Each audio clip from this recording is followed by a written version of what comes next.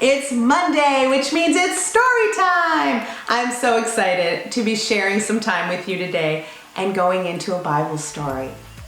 So is everybody comfortable now? We're going to start our story. This is the story of the Last Supper because Easter is coming. But before Easter actually comes, there's a week before called Palm Sunday, and it's all about the Last Supper. So let's begin. Jesus and his disciples walked to Jerusalem to celebrate Passover. What is Passover?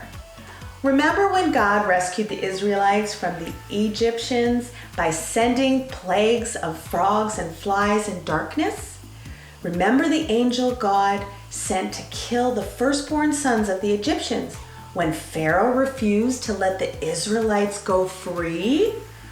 That angel passed over the homes of the Israelites only if they had the blood of a lamb over their doors. The sons of Israel were saved by the blood of that lamb. Ever since that day, Israelites have created Passover with a very special meal, just like the one they had that night in Egypt many years earlier. So Jesus and his disciples traveled to Jerusalem for Passover. Lots of other people came too, and many of them had heard stories all about Jesus. And Jesus rode into Jerusalem on a donkey. Ee-aw, ee-aw. A big crowd of people came out to meet him, and they laid down palm branches before him, which was a sign of royalty.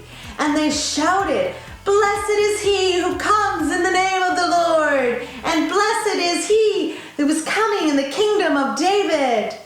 It was like a parade for a king.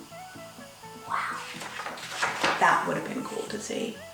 This made the Sadducees and the Pharisees very nervous.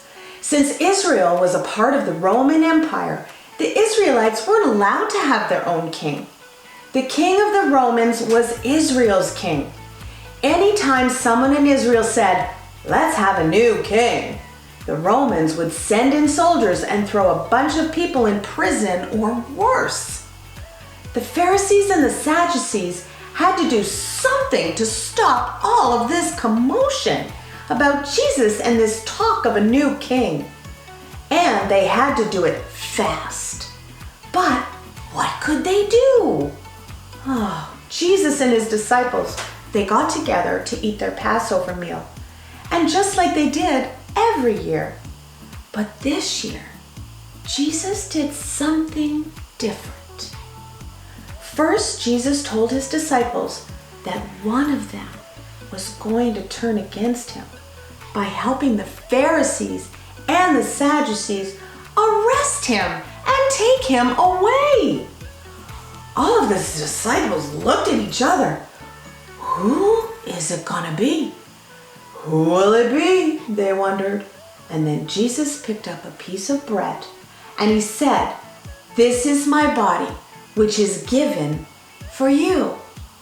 And after that, he picked up his cup and he said, "This cup is the new covenant of my blood poured out for you."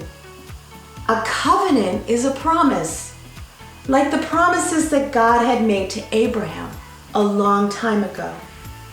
The disciples were confused. A new way to bless them and save them? It had to do something with Jesus' blood and his body. It had to do with Jesus dying?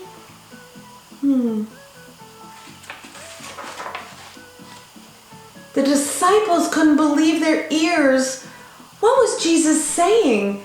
That he was the new Passover lamb? That he was going to die to save them? But how? How could Jesus be king if he wasn't even alive? Everyone was so confused. And after dinner, Jesus went out to the garden to pray. And he knew what he had to do next, and he knew that it wasn't going to be easy. So he needed to talk to God, his Father. When he was finished praying, Jesus turned to his friends and he said, the hour has come. And Jesus, at that moment, his disciple Judas, he walked into the garden and he was leading a group of soldiers, and they sent him with the Sadducees to arrest Jesus. What was going on? So they did arrest Jesus. Okay, so that was just the end of this part of the Easter story. But I don't want you to be sad, because Jesus chose to go to the cross and to die for you and for me. And as much as it was difficult for him, he did it because he loves you. He loves you so, so much. So that is not the end of the story.